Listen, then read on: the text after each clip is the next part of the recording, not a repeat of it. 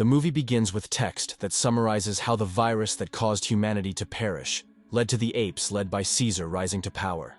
In the burial footage, his entire ape clan honors their departed king by laying flowers on his body prior to lighting his corpse on fire.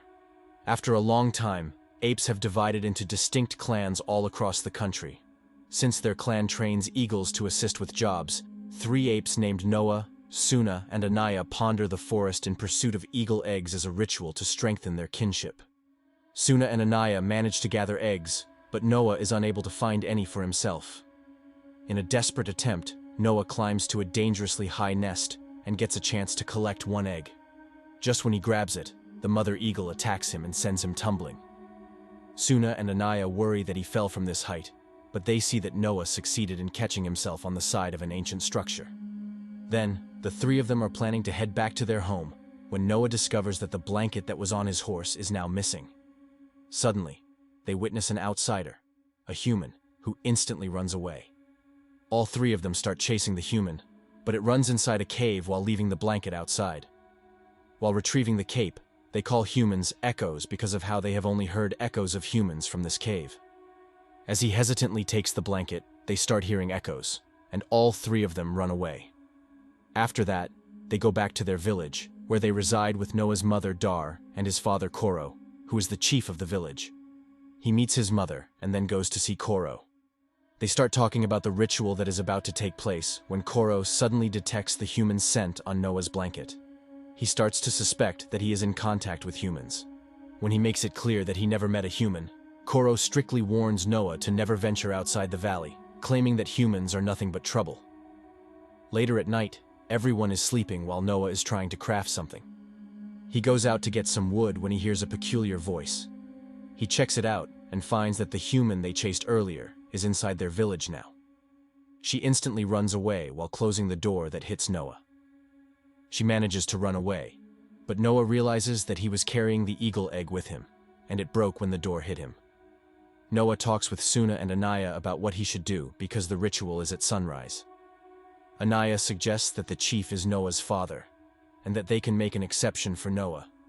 They also offer to delay their own ritual for Noah, but he claims that he will go and find another eagle egg right now in the middle of the night. He takes his horse and departs. On his way, he sees a few deceased apes on the ground. When he is checking them out, another ape from his clan comes and warns him before falling to the ground with a knife jabbed in his back. Suddenly, another clan of masked apes approaches, and Noah hides. He sees that this clan is led by a gorilla named Silva, and they are tracking down the human girl that Noah saw earlier. They think she is hiding in Noah's clan, which is why they are hunting apes from Noah's clan to find the location of their village. They see Noah's horse and move toward it. They electrocute the horse so that it can run back to its clan and lead all of them to the village. Noah sees all of this happening, knowing he cannot do anything about it. He runs back to his village only to find it entirely burning. Silva's clan is destroying everything while trying to find the human Noah saw. He manages to avoid all the chaos and go inside the tower where his father might be. He finds his father, but Silva arrives there at the same time.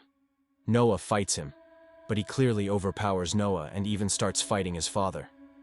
At the end, he throws Noah off of the building.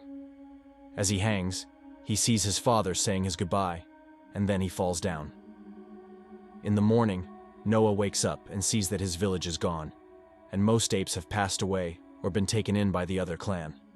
He buries his father and takes a horse, only to go through the cave to go into the valley beyond. He is planning to free his clan Silva's apes, since he blames himself for letting this happen. In the valley beyond, he finds his father's trained eagle and tries to tame it, but the eagle attacks him and flies away. After some time, he is walking when he falls into a trap and ends up in a place where he finds an orangutan named Raka. At first, he thinks Noah is with the apes wearing masks, but Noah clarifies his circumstances. Then, before taking Noah with him, Raka declares that he is burning the last ape in his clan. Raka clarifies that he is a member of the Order of Caesar, of which he is currently the sole surviving member, and that he holds on to the principles of the real Caesar. He further explains that the masked apes are led by a despotic ape known as Proximus Caesar, who has misrepresented and used Caesar's methods for his own gain. In addition, Rocca shares with Noah a conviction Caesar had about the past in which humans and apes coexisted peacefully. Rocca then goes with Noah on his quest to find his clan, and after they set up camp, they stumble into the human girl Noah saw. Despite Noah's mistrust of her, Rocca feeds her and persuades Noah to give her his mother's blanket for warmth. Named after the human girl who became Caesar's companion, Rocca calls her Nova.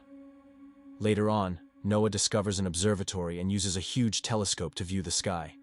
Then, Nova also comes there, and as she peers through the telescope, she exhibits the same shocked expression as Noah.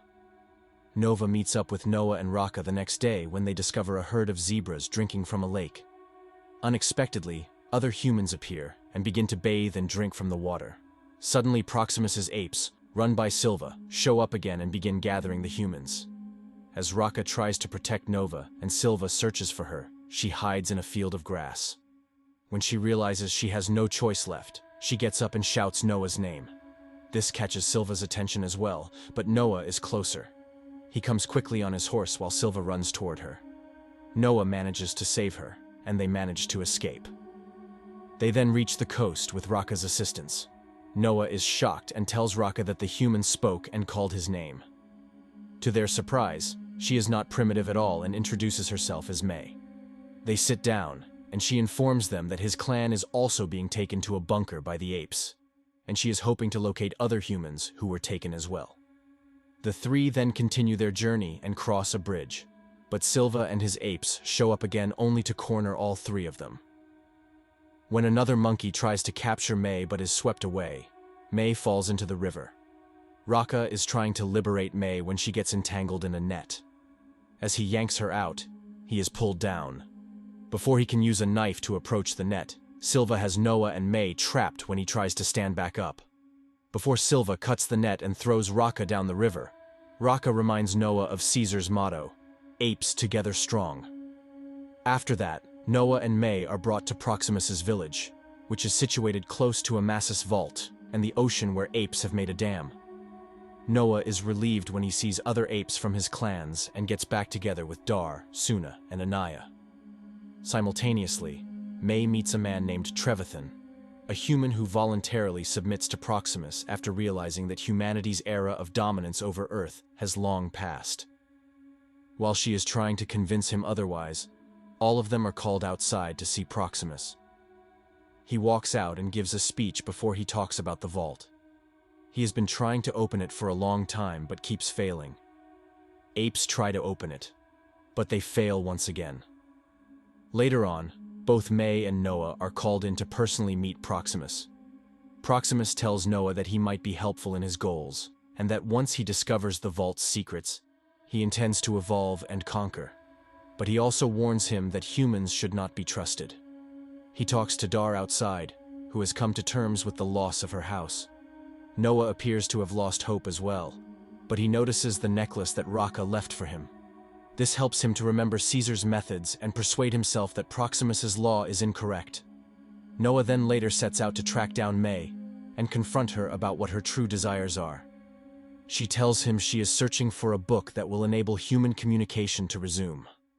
They soon start to work along with Suna and Anaya to find what's within the vault in order to destroy it and render Proximus unable to use it. When Trevathan sees them, he informs them that their efforts would be in vain. May tries to talk Trevor into joining them, but he's given up on humanity and is going to tell Proximus. As a result, May takes Trevathan's life by strangulation, and they get rid of the body. After that, they detonate explosives near the dam and enter the vault through a covert opening that May is aware of.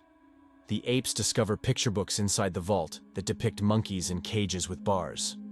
May, in the meantime, discovers her book, which is a key that decodes the workings of the vault. They try to leave the vault, but when they open the door, they see that Proximus and his apes are already there to confront them. One of his lieutenants, named Lightning, is holding Suna at knife point while Proximus presses May to reveal her real strategy. This makes it look like May planned this and was tricking Noah from the start. But May takes the life of Lightning by shooting him in the chest with a gun she discovered in the vault. Proximus immediately emphasizes that he wants what's inside, but May runs away. She goes out and blows up the dam to fill the bunker with water. The apes belonging to Proximus are eliminated, and the Noah's clan begins ascending. Silva pursues Noah, but she escapes by finding a crevice Silva cannot fit through, causing Silva to drown. As the apes reach the summit, Proximus tracks them down and attacks Noah for destroying everything he has been planning. He wants to end him and force him to bow, but Noah starts to chant his father's songs to give the eagles orders. The rest of the clan then follows him as the eagles attack Proximus, clawing and pecking at him until Dar commands her eagle to deliver the last blow as he falls into the water and passes away. The apes now follow Noah back to their original home, where they start to rebuild the entire village. May finds them so that she can say goodbye to Noah, but he tells her he now agrees with Proximus that people will stop at nothing to further their own interests. Noah concerns where this will leave the apes, even if May acknowledges that she is working to get humans back to recovering their world. When May gets to a human base, a woman named Karina greets her. Karina and her team utilize the decoding key that May offers them to activate a satellite network that will allow them to communicate with other human survivors. As this is going on, Noah brings Suna to the observatory so they can both gaze up at the sky together through the telescope. Here, this movie ends. Thank you for being a part of our video. If these tales of mystery and intrigue sent shivers down your spine, make sure to hit that like button and subscribe to the channel for more bone-chilling narratives. Stay tuned. And until next time, stay captivated.